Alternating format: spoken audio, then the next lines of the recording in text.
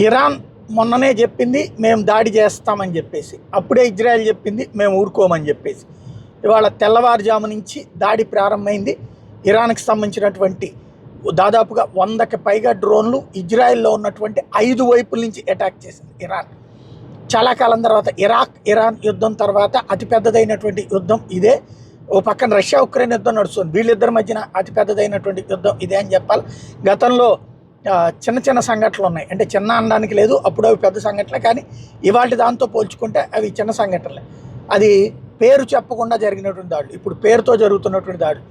దాంతో ఇజ్రాయెల్ కూడా రెస్పాండ్ అయింది, ఇజ్రాయెల్ కూడా అటాక్కి ప్రారంభించేసింది.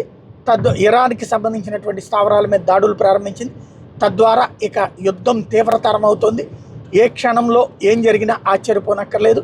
అక్కడ ఉన్నటువంటి భారతీయులను అందుకని ముందే అడ్వైజరీ ఇచ్చేశారు, 2-3 రోజుల నుంచినే ఎక్కడెక్కడి నుంచి అక్కడికి తీసుకురావడానికి. అదే సందర్భంలో అక్కడ ఉన్నటువంటి భారతీయులు ఎవరైనా ఉంటే కనుక షెల్టర్లలోకి వెళ్ళిపోవడం బెటర్.